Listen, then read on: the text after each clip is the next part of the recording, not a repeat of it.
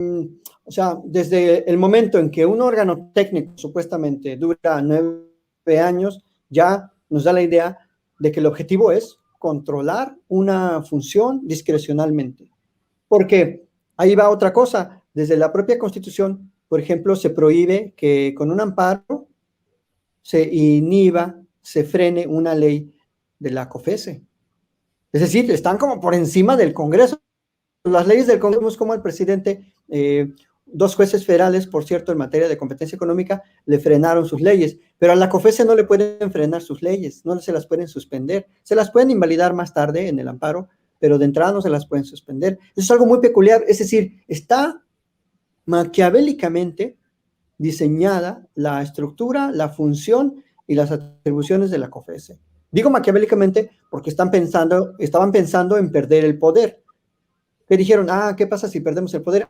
Y creamos estos satélites y con eso controlamos lo que nos interesa, que es la energía, petróleo, el gas, la energía, y con eso seguimos metiendo nuestros naipes para, pues, nosotros seguir siendo los jugadores principales en los mercados que nos dejan muchísimo dinero.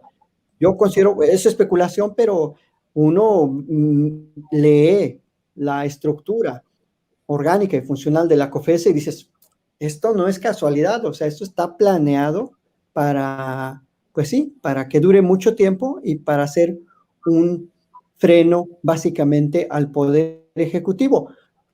Y algunos dirían, bueno, es que los contrapesos ciudadanos, pues es que no es un contrapeso ciudadano, es un contrapeso que se inventaron ellos mismos.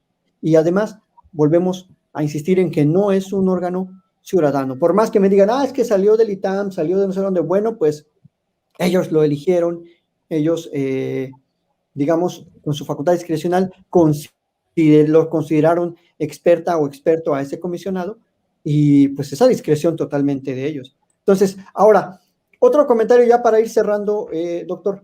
Algunos auguran el fracaso de Gas Bienestar, o sea, todavía ni saben cómo va a funcionar, ni dónde, ni está todavía la estructura legal, pero ya auguran un fracaso de la estructura legal, del funcionamiento de Gas Bienestar, porque pues pesa sobre el Estado que es un mal administrador, que hay corrupción, etcétera, y que además las empresas son muy buenas, muy eficientes, y bueno, y que la COFESE no va a dar su visto bueno.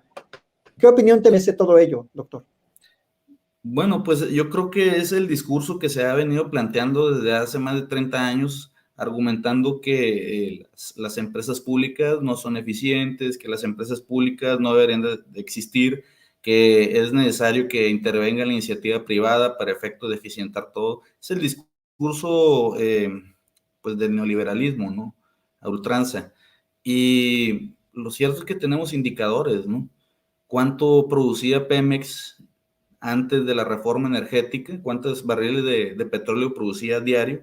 Cerca de 2.7 millones de barriles diarios. ¿Y cuánto terminó produciendo después de la reforma energética, no?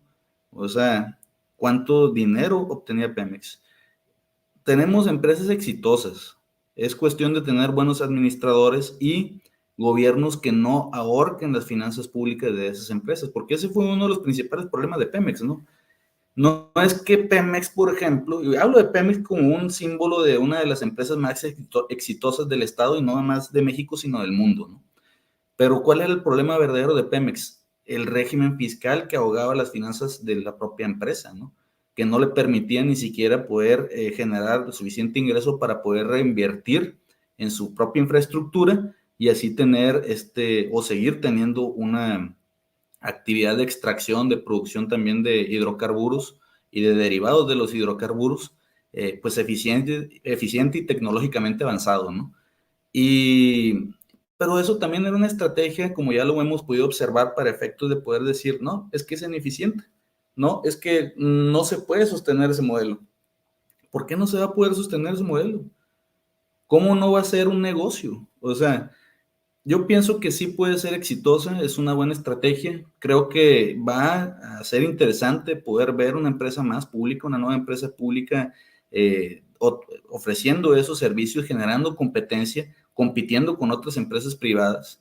Creo que podemos ver eso y si logra tener los precios más competitivos, puede ser que crezca, ¿no? Que crezca y pues bueno, vamos a ver cómo se expande. Por ahora tengo entendido que solamente va a ejercer sus funciones en el Distrito Federal, pero pues esperemos un día verlo aquí en Tijuana, ¿no?